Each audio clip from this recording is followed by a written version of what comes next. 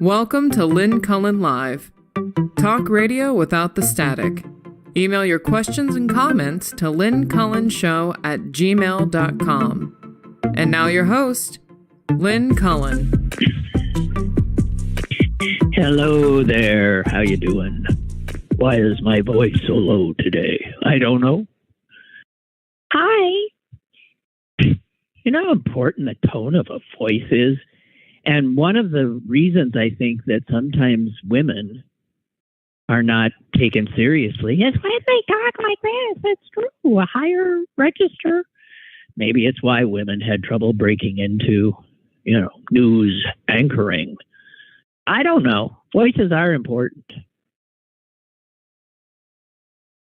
I once got involved with a guy whose voice I couldn't stand. And I told myself that's just not enough reason. Just because you find his voice cringy doesn't mean he's not a good human being, blah, blah, blah. And so I went for, I should have, that's important. I'm sorry. It's important.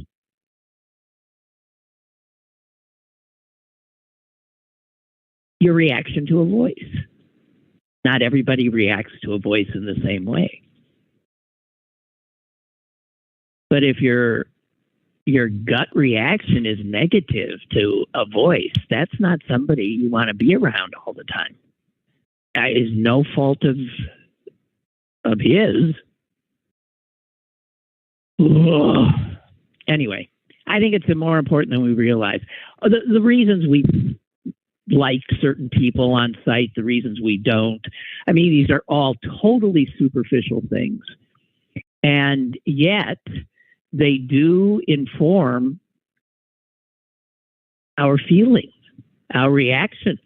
It's sad to say, but I guess it's a human thing. Why am I talking about that? Oh, because my voice sounded deep to me. Anyway, good morning. It's, what the hell is it? June 6th, 2022. We have had a string of very un-Pittsburgh-like weather for the last 3 days, 4 days. Just glorious, glorious weather.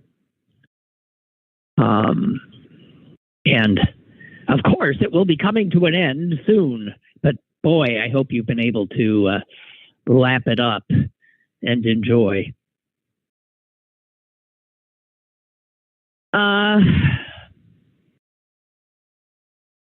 There's a lot of things I want to talk about, and I'm just having a sort of a Monday kind of reluctance, I guess, to delve in, but maybe I should. Oh, here's something. This is I will avoid it for a bit. I read something that so freaked me out. Why it should have, I don't know, because I guess it's not all that surprising, although it surprised me, because I remain somebody who is at heart naive, or in that I just believe people generally do the right thing. In my heart, I believe that. I don't think my life experience has necessarily proven that to be correct. However, it's sad to hear, this is just one of those little snippets that's fully intended to get the reaction I had. A survey of 500 delivery drivers found that 4 in 5 admitted to sometimes eating part of the customer's order. 4 in 5? 4 in 5? 80%. Sometimes, I admit, there's just sometimes 80% of delivery drivers eat some of your food. I was trying to think, well, was I ever in a situation where I was a waitress. So did I ever, on my way out of the kitchen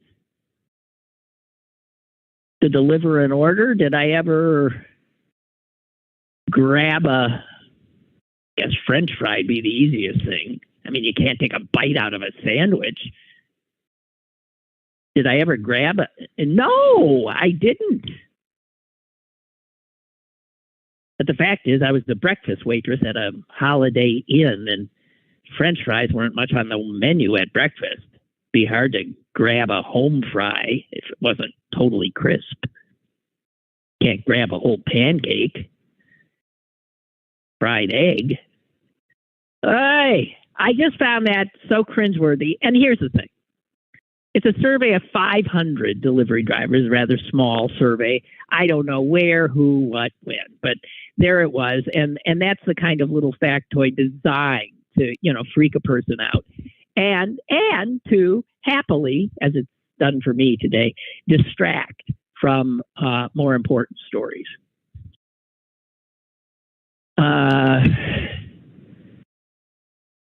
The British today are doing the vote of no confidence for Boris Johnson. He might not be the prime minister in a few hours, but I doubt it. Somehow I doubt it. I think he's a awful person and there's nothing exemplary about him. He's one of these classic British types that they're full of, and so are we. People from a certain elite status that just keep failing upwards. People who, if they'd started at the bottom, would be nowhere near their position, even in a meritocracy, which Britain is not, nor are we.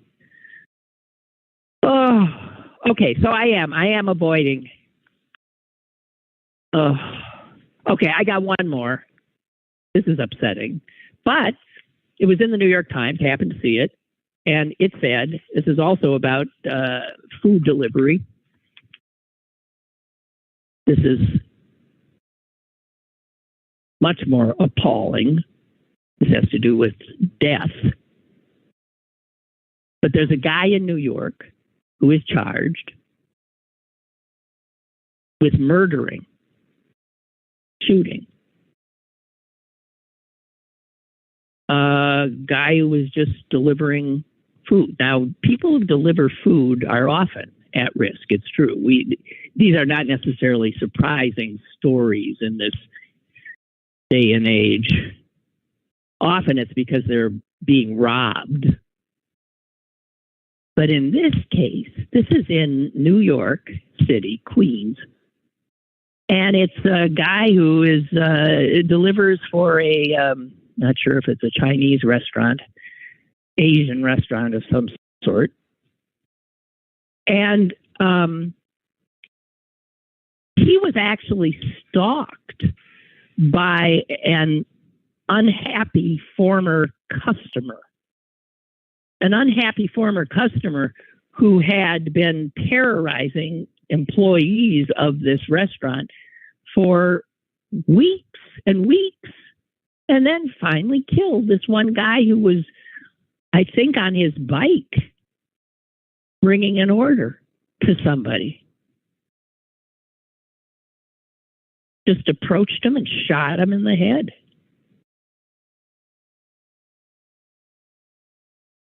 I mean, a few weeks before that, he had slashed the tires of another employee. He had confronted another worker and said, I have a gun, you better be careful. Now, I'm not clear if any of this was ever reported to the police. But the precipitating event, this is why I'm sharing this horrible story with you. The precipitating event was when this jerk, the guy named Glenn Hirsch, 51 years old, of Briarwood, Queens. He went to the restaurant and he ordered, I guess, something he really on it. I don't have the exact order here, but it came with duck sauce. And he returned angrily to the restaurant to say he had not been given enough packets of duck sauce. The person behind the counter said, "Oh, so sorry," and gave him a whole bunch of packets of duck sauce. He refused them. He angrily demanded a refund on the entire order, and they said, "Well, we can't do that. You have it. We can't take food back." They refused the refund, and a person died, not the person who refused the refund. Can you imagine? Didn't get enough packets of duck sauce.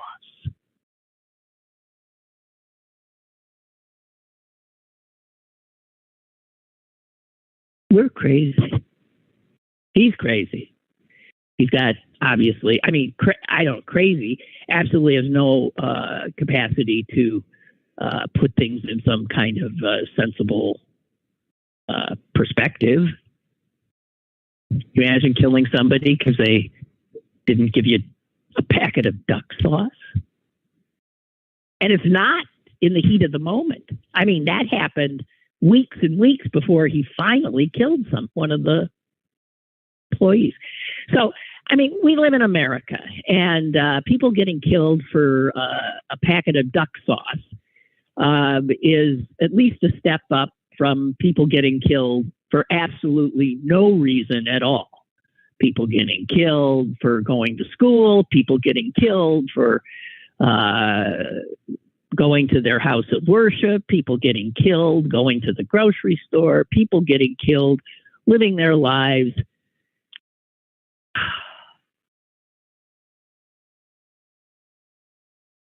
It's really something.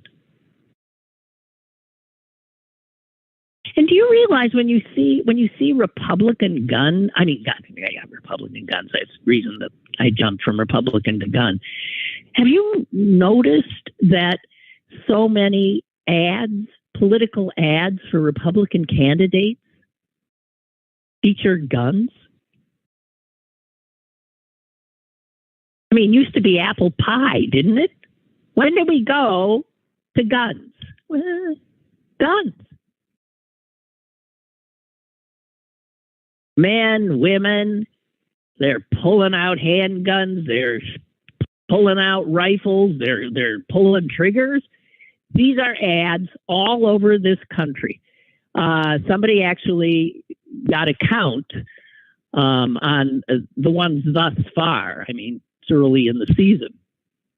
But Republican candidates have so far this year produced over 100 television ads that show the candidate brandishing a firearm, shooting a gun,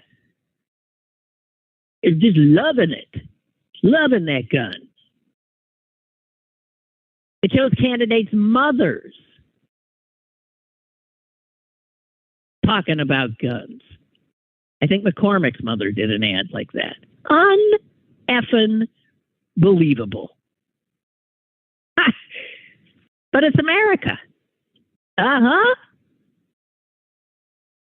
It is.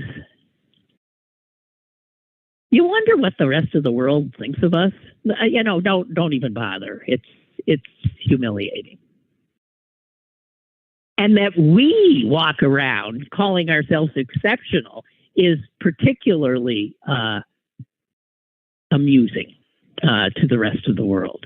Because they would agree, you Americans, you are exceptional, but not in the way you think. Here's something from a foreign newspaper. One of our allies. America is killing itself, and the Republican Party is ideologically complicit. I'd say they're more than ideologically complicit. The Republicans are enthralled to the gun lobby, and because the antiquated, get this, they get it, the antiquated U.S. system of representation. That's because of our Constitution. Everybody stand up and put your hand over your hearts. If we're going to mention our wonderful Constitution and those brilliant founding fathers, let us be reverent. Despite the fact that the thing doesn't work anymore, in large part. So here's a bunch of foreigners looking on, and they see it, the antiquated U.S. system of representation, which gives disproportionate weight to senators from less populated, Republican-led states. I mean, the American people, if this were true, keep voting against Republicans. Every election, more Americans vote for Democrats than Republicans. But Republicans, by virtue of, stand up please and put your hand over your heart, this ridiculous, antiquated system we're still working with, which might have made sense in 1789, but it doesn't make much sense in 2022.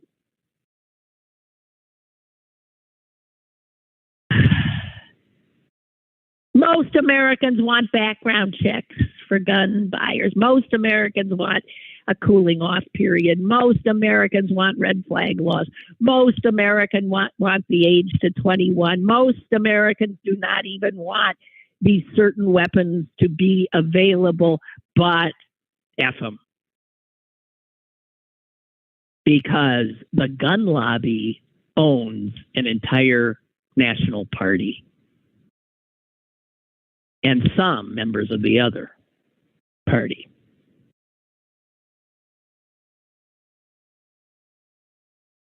So after Sandy Hook, the House voted for background checks for gun buyers, but then it went to the Senate.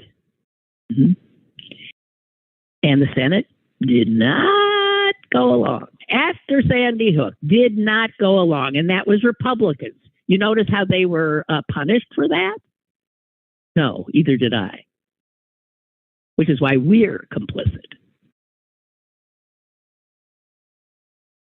The reality is that the Republicans in the Senate refused the background checks after Sandy Hook. Now, let's be clear. Again, talking about the antiquated system we live and die under. The Republican senators that voted against background checks represent about 118 million Americans.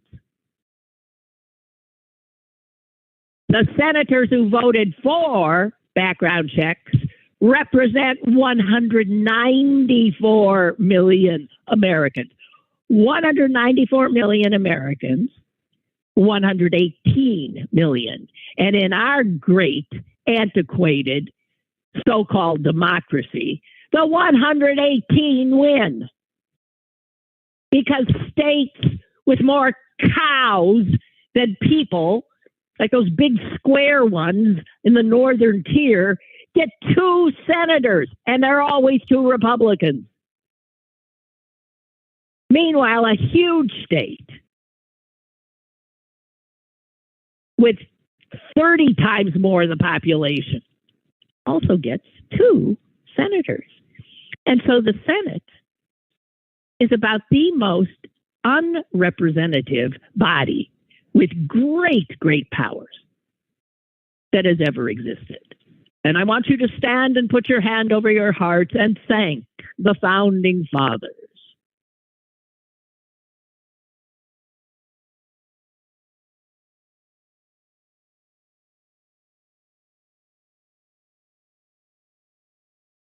I saw this horrific, I'm sorry, but this is what I traffic in news.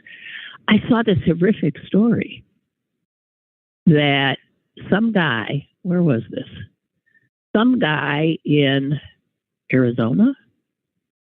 Yeah. Some guy in the great state of Arizona was drowning in a lake. And what do you mean it quit unexpectedly? And he was treading water and then slipping under. I can't get the story, but I'll tell as much as I recall. He was begging for his life, and no fewer than 3 gun-toting, badge-wearing officers of the law watched him drown. Literally, one of them saying to him, "I ain't jumping in after you. You just get over there and hang on to that wall." He went under. He died. He died. They literally wouldn't rescue him. Now, big shock here. He was black. Big shock here. They've been called because there was some trouble between him and some woman on the beach, yada, yada, yada. But they were both being polite. At one point, the cops went to look to see if they had any priors or something. The guy got nervous, and he jumped over a wall and went into the water and swam out. And the cops let him drown. The woman's begging them to do something, and they threatened her.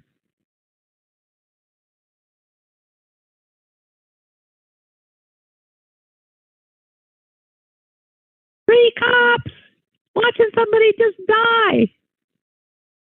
And they could have saved him. So that reminded me of something I read, which I find hard to believe, but what isn't hard to believe these days? And it had to do with the report. Why didn't all those damn cops outside the school in Texas, they just stood there while we know parents went running in with shooting going on in the building? They ran in to save their kids. The police, well, you don't even want to even think of how many children could have been saved. Good God. Good God. And it happened over such a long period of time with those kids seeing their classmates and their teachers killed, and then there's no gunshots for a while, and the cops just stay out. Can you imagine? So most of us, I assume, have the same reaction to that, which is a revulsion. That would be a start. Hang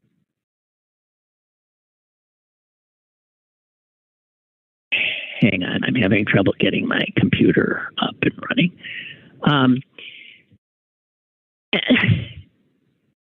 You know, if you're a police officer, when you take the oath, I mean, aren't you thinking, isn't the idea that you're going to perhaps put yourself in harm's way to save people? Isn't that part of the deal, or is that silly? I guess it's silly. Excuse me.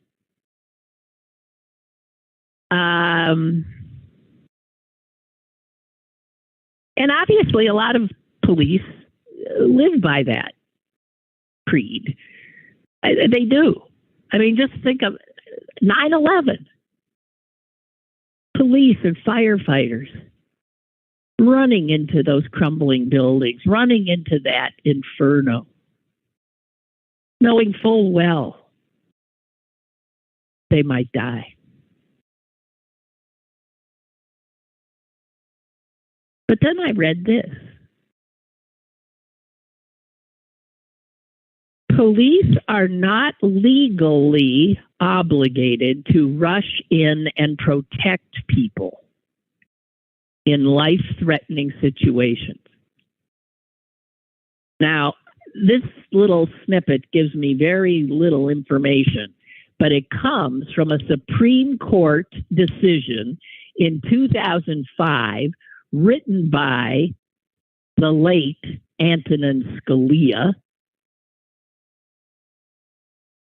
And the case involved a woman who had sued her local police for failing to respond when her estranged husband kidnapped and murdered her 3 children. She sued the police. My children are dead. You did nothing. You didn't respond. And Scalia wrote an opinion which says this, but again, this is all I know. He said that Americans have no, quote, entitlement to receive protective services. The cops are not obligated legally to rush in and threaten their own lives. Did you know that? Well, I did not. And that shocked me. And let us remember that these cops in Uvalde or however it's pronounced, used a ton of their municipal budget equipping this hapless bunch of cops with body armor, SWAT team crap, militarized gear, so they'd be macho men. But there they were, called on to act. And they cowered and didn't move while children were being slaughtered a few steps away. Yeah, I know. All you need are good guys to stop the bad guys. Right.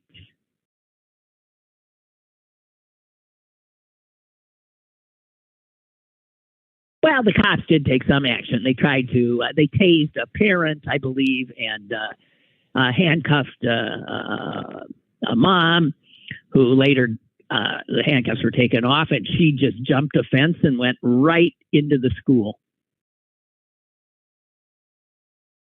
And the cops did nothing.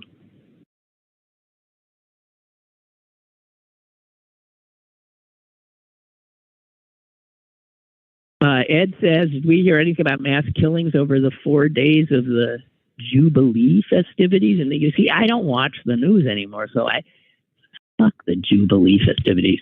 Hundreds of thousands celebrating in thousands of locations throughout the UK, and I heard no reports about mass murders. Oh, it's the United States of America. Of course there were mass murders. There was one right here in Pennsylvania, Philly, last night, wasn't it? Or the night before. Who can keep track? There were mass murders, not to worry, every day of those 4 days. This is the USA, and it is it is the norm here because we have decided we can't do anything about it. So there you go. Might as well watch the dysfunctional Windsor family have a celebration.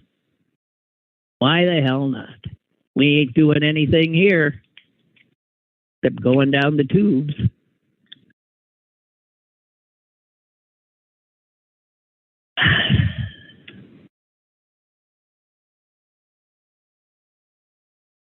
Speaking of mass shootings,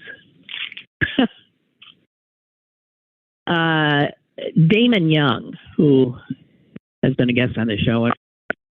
Oh, what am I doing? Sorry, that was me. Damon Young, who writes for the Washington Post now and was the founder of I don't know what you call it, a zine called Very Smart Brothers. He's a good writer. He's an author. And he's a Pittsburgher. And one of his columns, which I think was reprinted in the Post-Gazette today, is about white supremacists and with their guns. These crazies with their guns. And he knows, I think what he has written is just right on the mark. He calls them cowards. And of course they are. They're cowards. Every last one of them.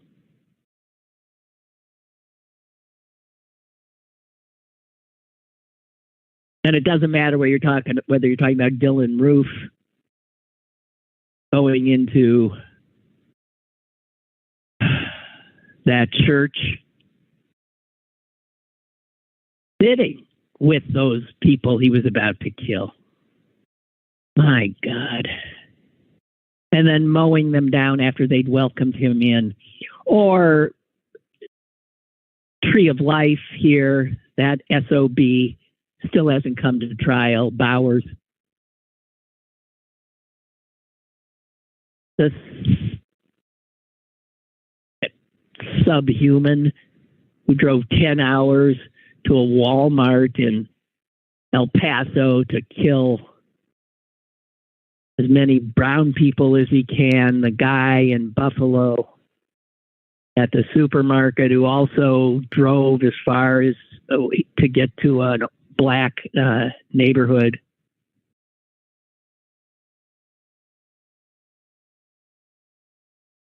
And Damon remarks, these men are not an anomaly in our nation's history. He says these men with their alleged sneak attacks on unarmed and unsuspecting people are no different than the mobs that gathered to lynch just one. Like the hundreds in 1918 who hung a woman named Mary Turner upside down from a tree, doused her in gasoline, set her on fire, split her abdomen open with a knife. She was 8 months pregnant. Her unborn child fell to the ground, also murdered. Damon Young says, we look on horror at that history. You can draw a direct line to that and all the other domestic terrorists. We've been swimming in them for our history. Through the 20s, the 30s, the 40s, the 50s, the 60s. There are attacks on black neighborhoods. There are attacks on immigrant communities. Black schools, black churches with fire, bricks, bullets, bombs. Hiding behind white sheets, hiding behind citizens groups. Or way out in public, not even caring their pictures are being taken. The whole community, men, women, and children frothing at the mouth, trying to intimidate a 6-year-old black girl being walked into a school.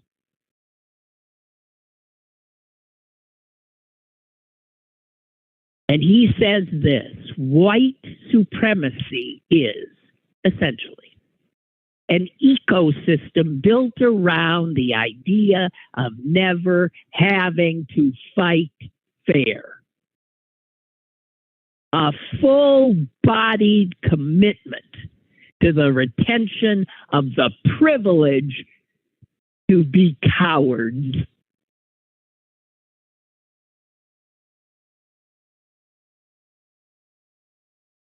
And we are, boy, they're feeling their oats. And the Republicans are their party. Donald Trump, their savior. Fox News, their network.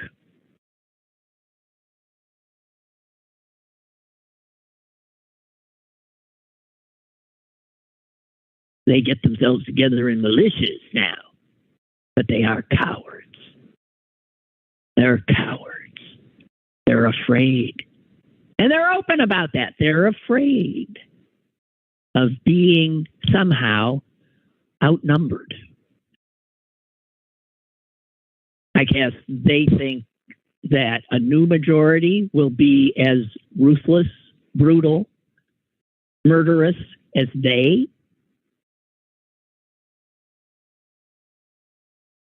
But Damon thinks back at American history and how it dealt with black people. They're learning to read. Let's kill them. What? We can't kill them anymore? Well, let's burn down the schools. Can't burn down the schools? Well, let's ban books. They want to vote? Let's kill them. Oops. We can't kill them anymore? Well, let's make them take literacy tests. Literacy tests. They're outlawed? Let's gerrymander their districts. Oh, now the gerrymandering isn't working. Let's say the elections are rigged. They're building community wealth. Well, let's kill them. Oops, can't kill them anymore. Let's redline them and deny them loans. Can't legally deny them loans anymore. Well, let's give them loans at subprime rates. And while we're doing this, let's preach the gospel of meritocracy and selectively quote scripture. And then let's cut off their feet and then let's scold them for having no bootstraps. Let's flood them with guns. Let's give them toxic land. Let's give them poisoned water. Let's give them bad health care. Let's ensure they have no money. And then let's keep them in jail for being broke.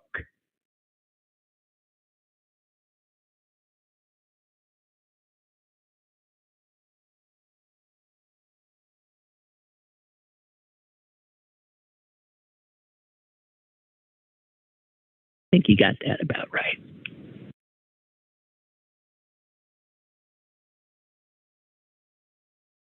Milton writes, the police, since their inception on this continent in Virginia, shortly after the arrival of the first African slaves, have never been about protection and defense of the lives of citizens. Their purpose has always been about the protection of personal property.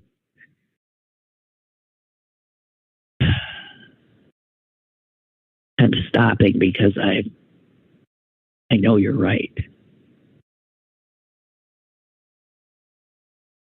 And Milton says many of us have never been under the impression that anything else was the case.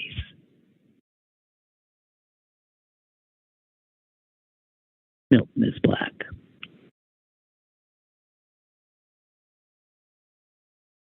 Oh, Ed said I was talking about the UK not reporting mass shootings. Why should they report mass shootings?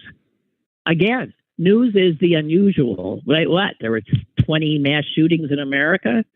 Why should they break into their revelry with news like that?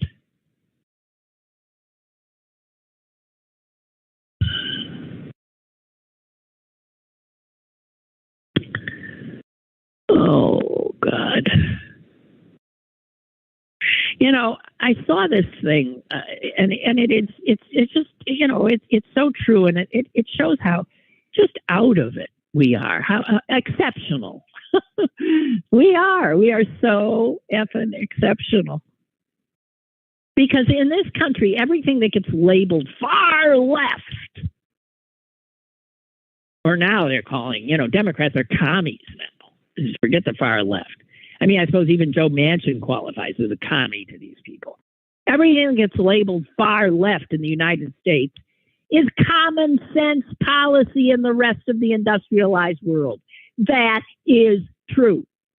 We call it far left. I mean, you think of Munk's scream. Ah! Oh my God! What? Universal health care? Oh my God! What? paid family leave. Oh, what? Government should control the prices of drugs? What? There should be control of who owns guns? What? Far left commies. This is common sense policy in the rest of the world. It is not radical. Americans have been, brainwashed to think of these things as somehow radical. And all they are indications of a functioning, humane society. That's all they are. Manifestations of a functioning, sane society. Which is why we don't have any of them. Because we are not sane. We are not functioning. And we are not humane. We are a cruel, dysfunctional, insane country.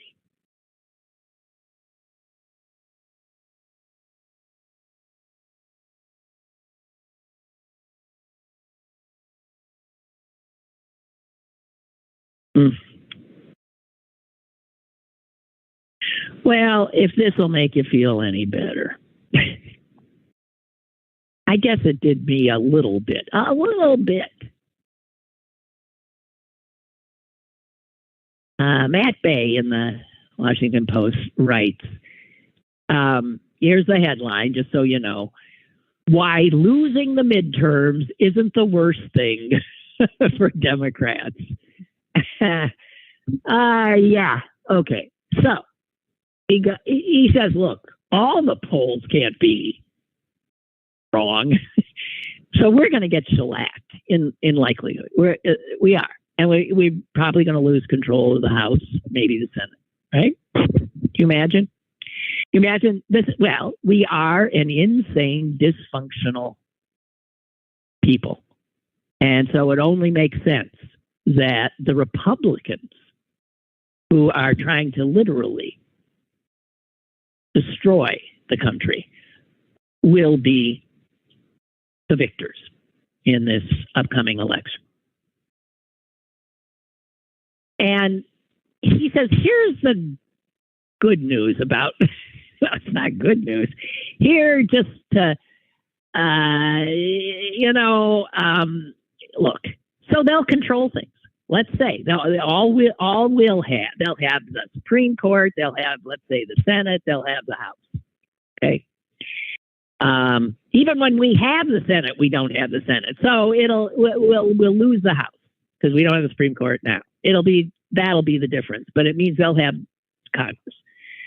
So they'll impeach the president. They'll start their own committees. They'll deep six the January 6th committee. They'll whatever, all of it.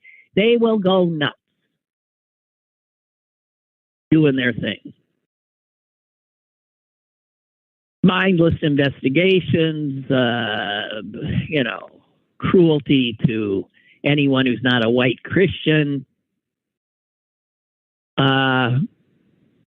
But here's the little silver lining in that. I kid you not, it is.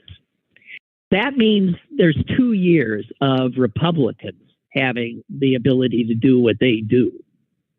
And that means in the election coming up in 2024, Democrats can run against them because they will have had power. They will have shown themselves. And it makes it easier to run from that position than to run,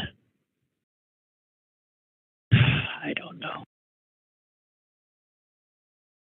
I mean, both Clinton and Obama suffered huge losses at this point in their midterm elections and came back.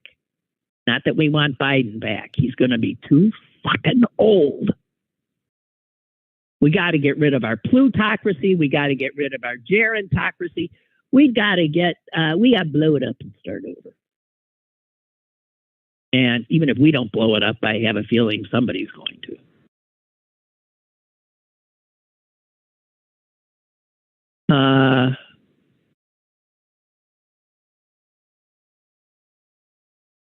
So this Bay goes on to say, and should Biden decide not to seek re-election, please God, which he says, which I still think more likely than not in the end, despite what he says, then the party's best nominee will, and who the hell is that? I asked some friends this weekend. Yeah, so who do we run? And I got to tell you something. We got nobody.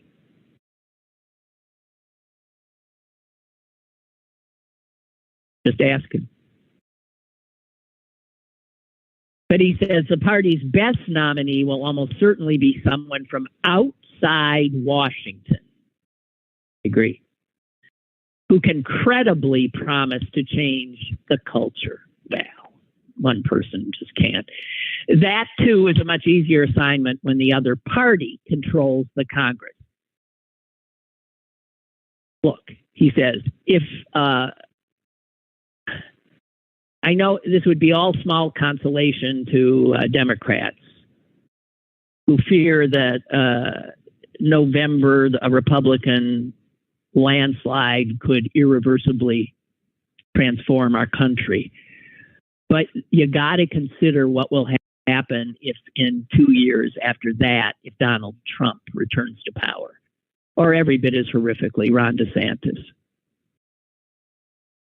Or Ted Cruz, pick your poison. Because if that outcome leads the Republicans gaining the legislature, the Supreme Court, and the White House, if such an outcome leads to the end of our republic, then maybe losing these midterms in November isn't the end of the world. And that is that is small comfort. I know.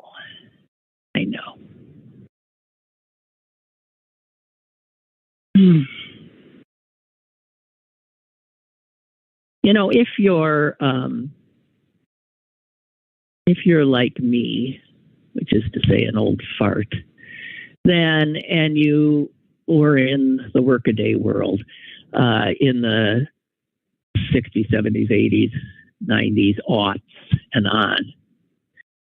You lived through an incredible change in our economy and how companies worked and how companies and workers, the contract, it seems silly to say, but back in the day, there was some, unspoken contract of sorts. A person could reasonably expect to stay working for the same company for their entire working life and to be rewarded commensurately for their seniority. And then upon their retirement, to be given a good pension. There was this contract, and it worked for a whole bunch of us. It did. And then, like somewhere in the 80s,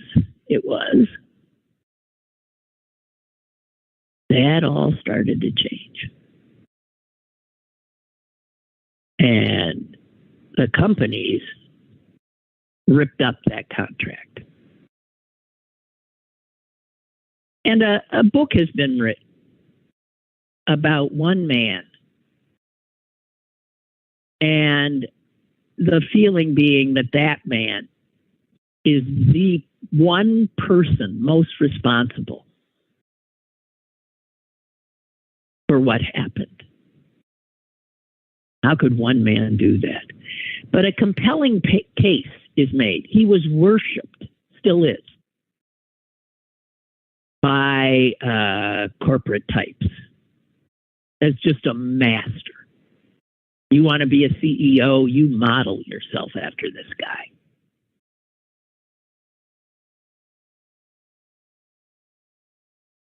Jack Welch, CEO of General Electric. And he, for the last 40 years, easy, has been the model of what a good CEO is. Used to be, after World War II, these are the good years, the 50s, the 60s, the 70s, American companies were still proud of being good employers. Listen to this. This is going to sound so bizarre to our ears. This was an American huge company, General Electric. This is before Jack Welch took it over. 1953 annual report, General Electric. The company talks in its annual report how proudly of how much it's paying its workers, about how its suppliers were benefiting, and even crowed about how much they were paying the government in taxes. You see, GE in 1953 saw itself as part of a bigger picture that was lifting up all boats, where everybody contributes and everybody gains in profits. And then Jack Welch came in. Now, he came in 1981. And he started doing what we now have lived through for the last 40 some years.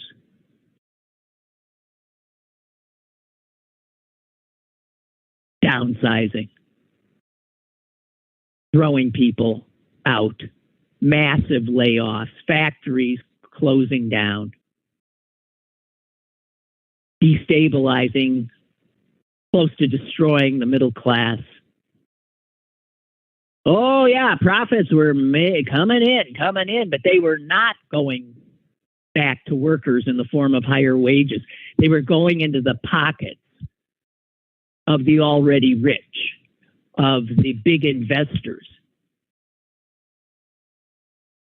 And then GE also began spending a lot of money making sure it paid as few taxes as it possibly could. A total turnaround from the thinking after World War II, when I suppose people were still thinking of, we together. There was a sense of, of unity and what could come if everybody worked together.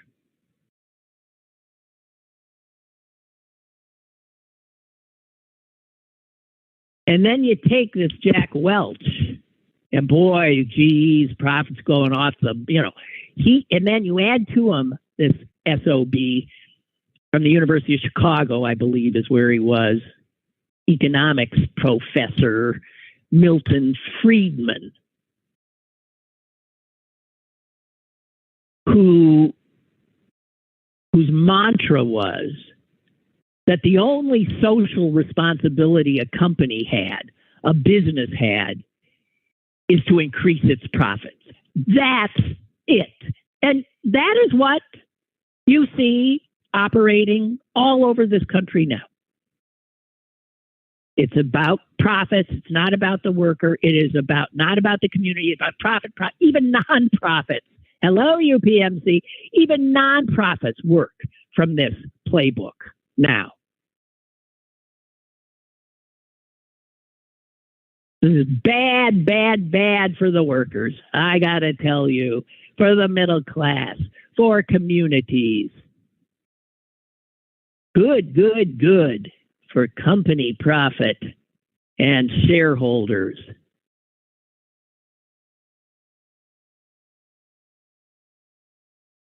And ultimately, it turned out to be bad for GE. Because after he left, and maybe he knew to get out when the getting was good, under him, GE was the most valuable company in the world for a little bit. But always going for profit, profit, profit, profit, profit. It had underinvested in research and development. It got hooked on buying other companies to fuel that growth. And then the financial crisis hit. And last year, GE announced it was splitting itself up. It's breaking up. It's done.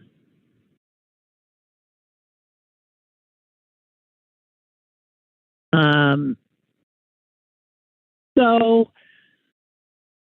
I don't know if we're seeing the beginnings of younger workers refusing to put up with the dictates of the Welchian and Friedman-esque view of the working world. And there's a possibility that maybe some things would change. I don't know. You know, inflation, that's a big bugaboo now, which of course Joe Biden didn't cause and can't do much about, but he'll be blamed for it. You know who loves inflation? They wouldn't say it. These companies. They love it. You know why? Because they can jack up their prices and blame inflation. Who's going to know? It could be that their product is really not being harmed much, but who the hell knows? So you get these, you know, with the sort of monopolistic crap we've got going on, when you have these giant corporations that control entire industries. Anybody hear about a baby formula crisis? Yeah. That would not have happened if we did not have just a few companies making the stuff. But that is capitalism in America. It's big fish eat the little fish, and then they just keep eating. And pretty soon there's just a few big fish around. And every once in a while, a wily little fish. But when you have these giant corporations and they control entire industries, I mean, they can raise prices whenever they damn well please. What are you going to do about it? But when there's inflation afoot, they can do it and then turn around and blame Joe Biden for it. And blame the fact that Joe Biden is spending money on social programs for all the poor souls who are truly impacted by the inflation, as opposed to the corporations who are merely using it to get richer.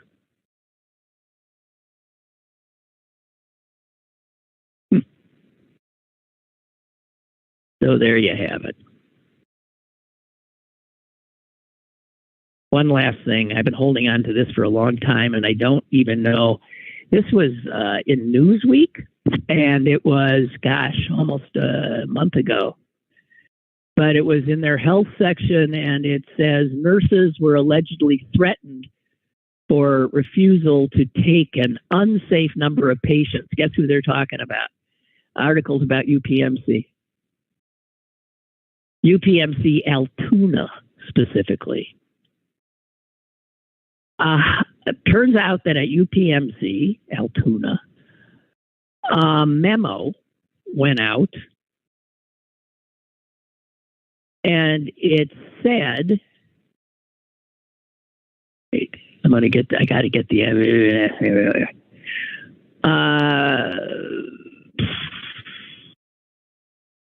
okay, so they're crowded. They got a lot of people.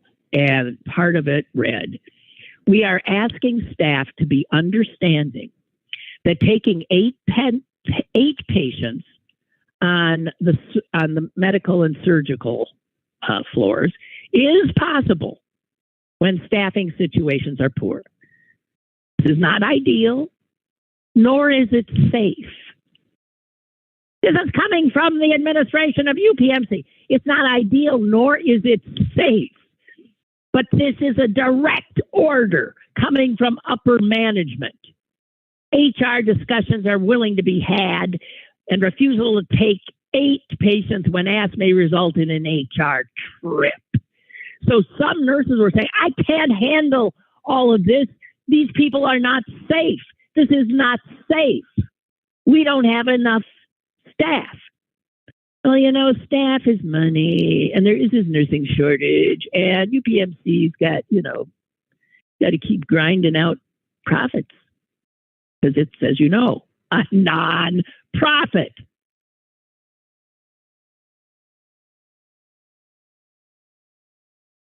So there you have directly from upper management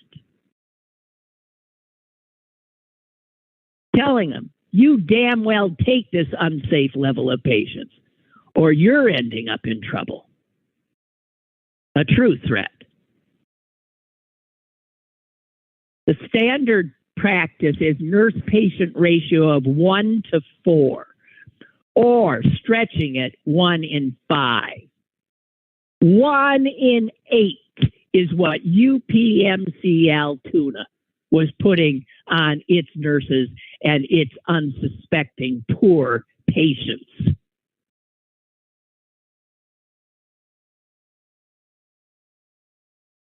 Just thought you should know.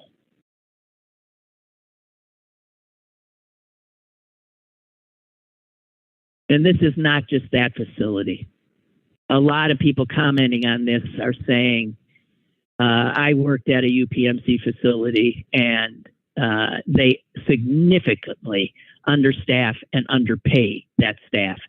Here's someone else who says, I left UPMC 9 months ago, and back then, multiple nights in a row, I saw med surgical assignments of 11 for some nurses.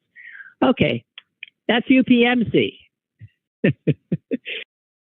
And not saying they don't have some good employees, but those employees are working in a corrupted, vile system that doesn't give a hoot about you.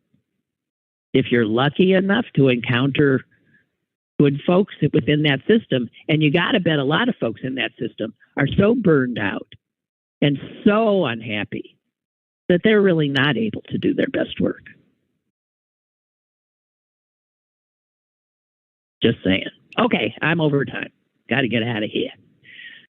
Enjoy the beautiful day while you can. And I'll talk to you tomorrow. Bye.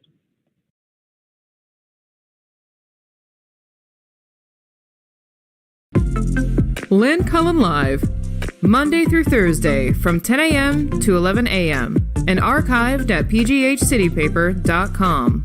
The opinions expressed on Lynn Cullen Live are those of the host and do not necessarily reflect the viewpoints of Pittsburgh City Paper or its advertisers.